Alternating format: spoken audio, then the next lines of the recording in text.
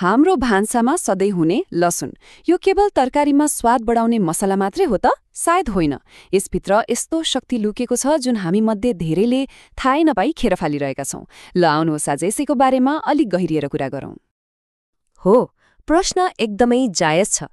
के हामीले लसुनलाई सही तरिकाले प्रयोग गरिरहेका छौं कि कतै यसको चमत्कारी गुणहरूलाई थाहै नपाई आफ्नै हातले नष्ट गरिरहेका छौं?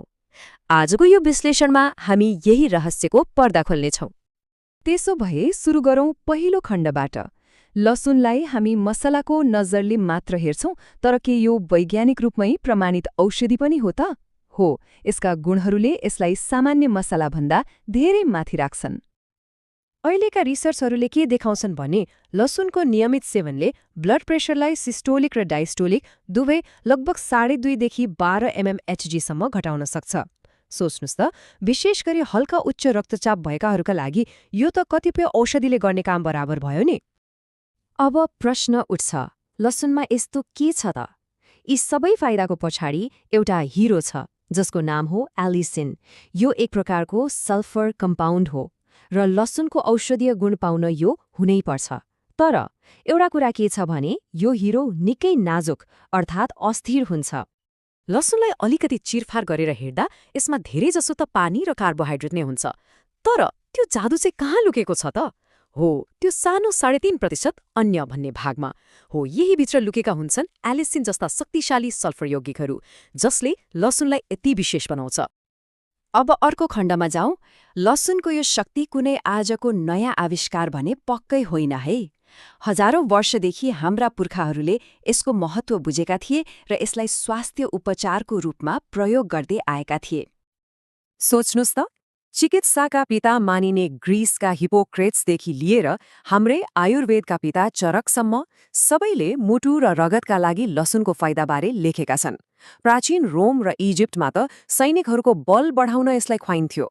अनि जब आधुनिक विज्ञानको युग सुरु भयो सन् 1858मा लुई पास्चरले त ल्याबमै प्रमाणित गरिदिए कि यसमा ब्याक्टेरिया मार्ने अद्भुत क्षमता छ। वाह, यति धेरै फाइदा रहेछ भनेर मख पर्यो होला हैन? तर पर्खनुहोस्, अब आउँछ अलिकति नराम्रो खबर।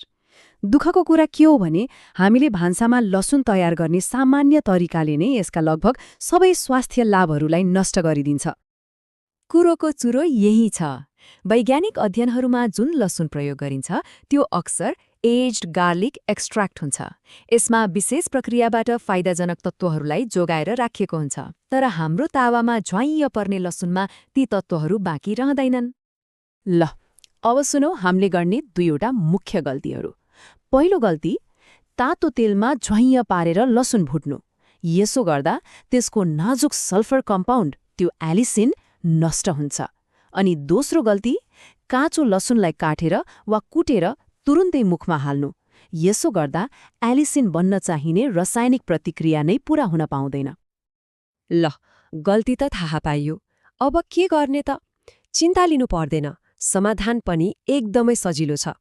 अब हामी त्यो लसुनभित्र लुकेको शक्तिलाई कसरी बाहिर निकाल्ने र जोगाउने भन्ने बारे कुरा गर्नेछौँ। यो सायद आजको सबैभन्दा महत्त्वपूर्ण जानकारी हो। लसुनको पूरा फाइदा लिन एउटा सानो काम गर्नुपर्छ। यसलाई काटिसकेपछि या कुटिसकेपछि तुरन्तै प्रयोग नगर्नुहोस्। केही मिनेट, लगभग 10 मिनेट जति त्यसलाई त्यत्तिकै छोडिदिनुहोस्। यो समयमा एउटा रासायनिक प्रतिक्रिया हुन्छ जसले एलिसिनलाई बनाउँछ र स्थिर पनि बनाउँछ।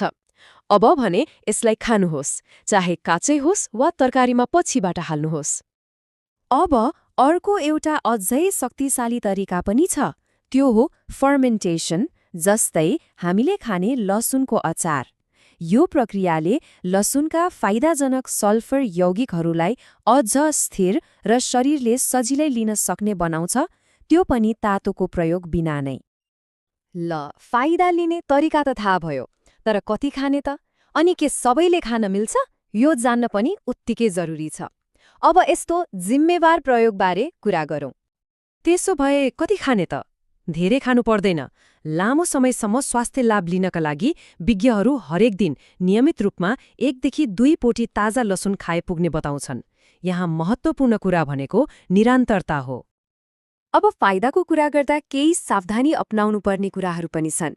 कसैलाई यसले एसिडिटी वा पेटमा अप्ठ्यारो गराउन सक्छ, कहिलेकाहीँ एलर्जी पनि हुन सक्छ। र सबैभन्दा महत्त्वपूर्ण कुरा, लसुनले प्राकृतिक रूपमै रगत पातलो बनाउने काम गर्छ। त्यसैले जोले एस्पिरिन जस्ता रगत पातलो गर्ने औषधि खाइरहनु भएको छ, उहाँहरूले विशेष सावधानी अपनाउनुपर्छ। र अन्तिममा एउटा कुरा एकदमै स्पष्ट पारौं र सधैँ याद राखौं, लसुन भनेको औषधिको विकल्प बिल्कुलै होइन। यो त हाम्रो स्वास्थ्यलाई सहयोग गर्ने एउटा सहयोगी मात्र हो। यसलाई कहिले पनि डाक्टरले दिएको औषधिको सट्टामा प्रयोग गर्नु हुँदैन। लसुनको यो कथाले एउटा ठूलो प्रश्न खडा गर्छ हैन त? हाम्रो भान्सामा भएका बेसार, अदुवा, मेथी जस्ता सामान्य सामग्रीहरूमा पनि यस्तै कति लुकेका शक्तिहरू होलान्? सायद अब हामीले आफ्नो भान्सालाई एउटा नयाँ दृष्टिकोणले हेर्ने बेला आएको छ।